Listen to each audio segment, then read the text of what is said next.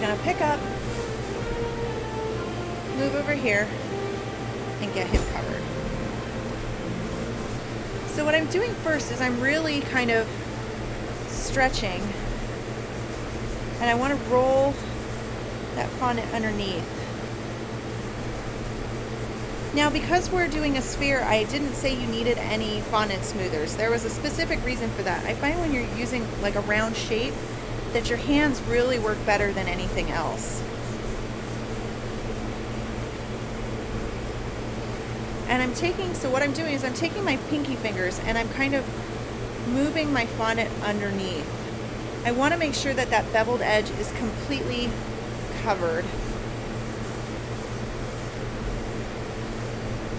So, another thing I forgot to mention, rotary cutter, pizza cutter, best tool in the world.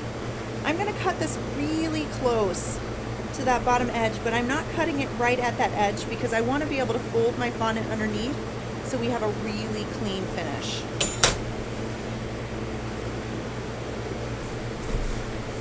So I'm going to really carefully pick BB-8 up.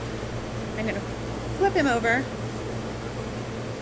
and I'm just going to fold that fondant right underneath, right up to the edge of that cake board.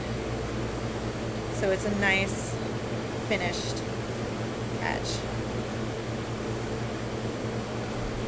So now, because I know my hands have done a little bit of damage on the top, it's sort of inevitable, I'm going to flip him back over, carefully put him down, and sort of smooth him out. Now, I know there's all sorts of debate about whether or not you should freeze fondant or if it should go in a fridge.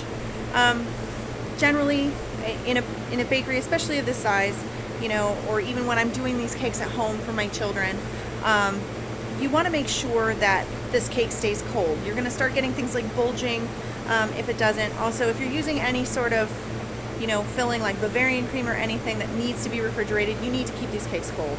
I actually prefer to put my cakes in the freezer over the refrigerator, as the refrigerator has a tendency to have a lot more moisture in it.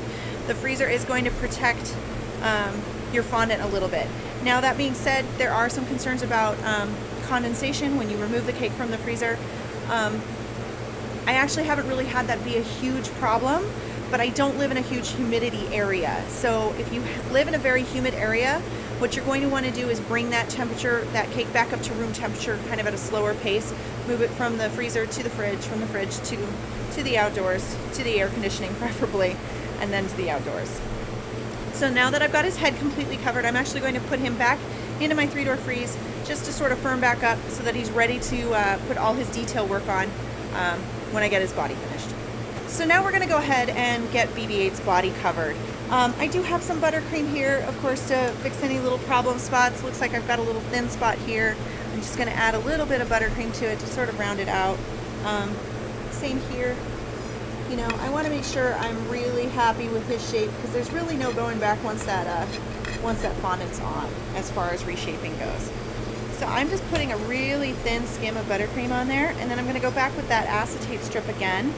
Because this sphere has a larger diameter, I am using a longer acetate strip, and that's just so that I can account for the curvature being a little bit different.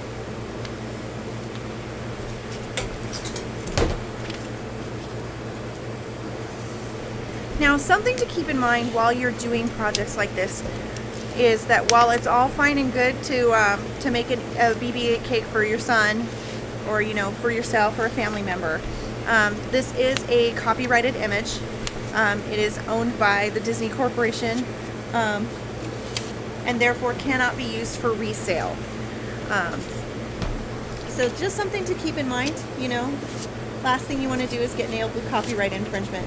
So you want to make sure that when you do these cakes, you're doing them, you know, for yourself, for a family member, and not for sale. That's very important. Alright, I'm pretty happy with that, so we're going to get him covered. Oh, no, not. A little rough spot right there. There we go. Alright.